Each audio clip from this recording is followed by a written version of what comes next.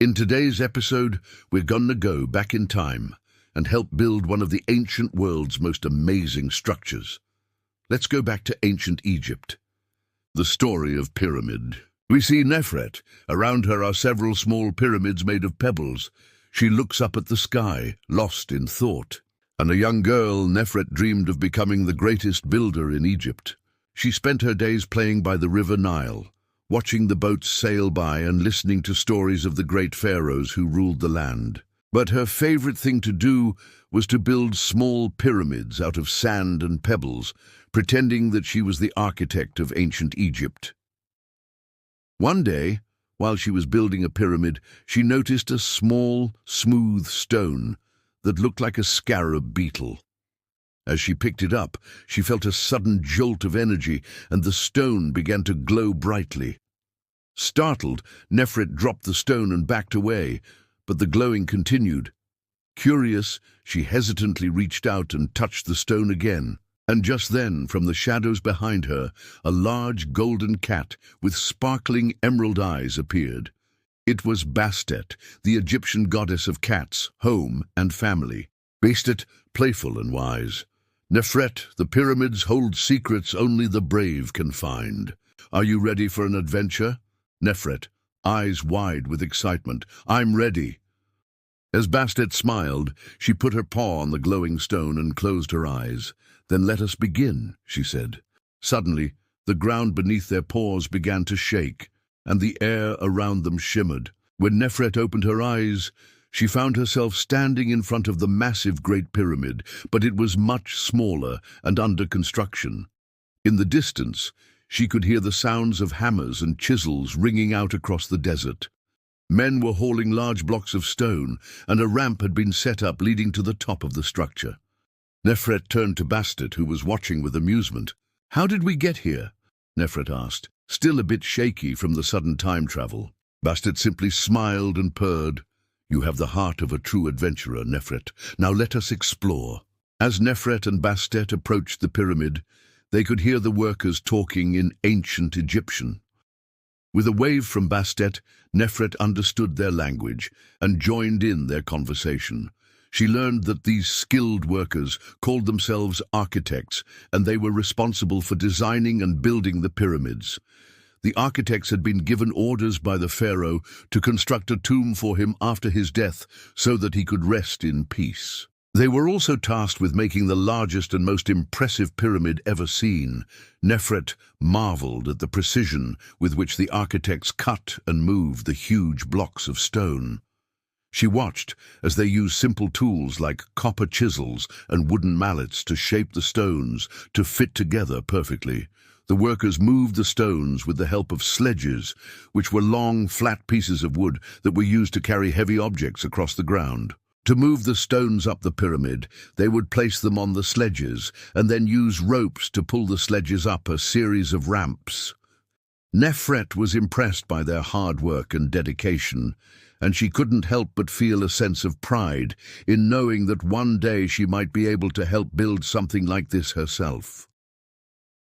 As the sun began to set, casting long shadows across the desert, Nefret and Bastet decided to take a walk around the perimeter of the pyramid. As they walked, Bastet suddenly stopped and crouched down, her ears perked up. "What is it, Bastet?" Nefret whispered. "Shh," Bastet replied, motioning for Nefret to stay silent. "Listen closely." From behind the massive structure of the pyramid, Nefret could hear a faint scratching sound. At first, she thought it was just the wind, but as she listened more closely, she realized that it was definitely coming from inside the pyramid. What could it be? Nefret wondered aloud. Before Bastet could reply, the scratching sound came again, louder this time. And then, to Nefret's amazement, she saw a small hole in the side of the pyramid. It was just big enough for a cat to squeeze through. "Do you think someone or something is in there?" Nefret asked, her voice shaking slightly. Bastet nodded slowly, her emerald eyes gleaming in the twilight. "Let's find out."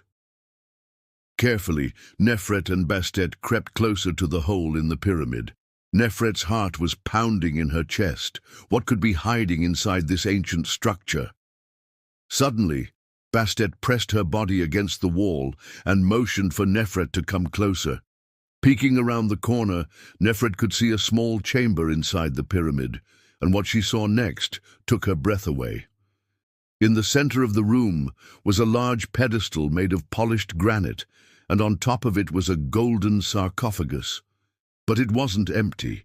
Inside lay a mummified cat, adorned with jewels and precious metals.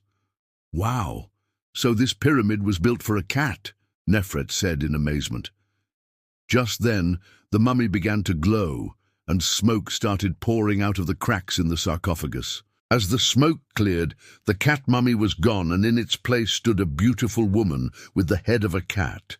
Her eyes were shining brightly, and she had a kind smile on her face. "Who are you?" Nefret asked, a little scared. "I am the guardian of this pyramid," the woman replied, "and I have been waiting for you, Nefret." Nefret was stunned. "How did you know my name?" she asked. The woman chuckled. "Bastet has told me much about you, little one. You have a kind heart and a curious mind. That is why I have left you this message." She gestured to the empty sarcophagus. "This is a message of wisdom for future generations. It is my hope that one day my people will return to this place and rediscover our greatness. For we are the people of the pyramids, and our legacy will live on forever." Nefret felt a deep sense of responsibility, knowing that she had been chosen to receive this message. She promised the woman that she would do everything in her power to ensure that the message was passed down through the ages. The woman smiled and placed her hand on Nefret's shoulder. "Thank you, Nefret. You have my eternal gratitude. Now it is time for you to return to your own time." With a wave of her magic wand, the woman sent Nefret and Bastet swirling back to the present. The Great Pyramid loomed over them once again, bathed in the warm glow of the setting sun.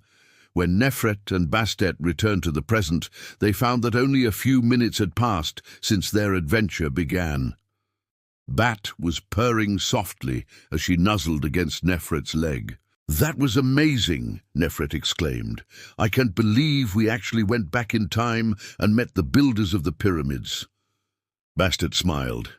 "It's true that time travel is a dangerous and tricky thing," she said, "but it's also full of wonder and excitement. Just remember, Nefret, the greatest wonders start with the smallest dreams." As the sun dipped below the horizon, casting long shadows across the desert, Nefret knew that her life would never be the same again. She'd seen firsthand the hard work and dedication it took to build one of the ancient world's most iconic structures. She had learned the importance of believing in your dreams and never giving up, no matter how difficult the task may seem. And most importantly, she had discovered the magic that lies within the pyramids, a magic that has captivated humans for centuries. As Nefret sat down by the river to watch the sunset, she couldn't help but smile. Her adventure had been long and tiring, but it had been worth every moment. She knew that she would never forget her journey to ancient Egypt and the lessons she learned along the way. Suddenly, she heard a soft whisper coming from the Nile. "Follow the river," it seemed to say, "and you'll find more secrets." Nefret looked up and saw a small boat sailing away down the river. Intrigued, she decided to follow. Maybe there were more adventures waiting for her, more mysteries to solve, and more secrets to uncover. To be continued in our next episode.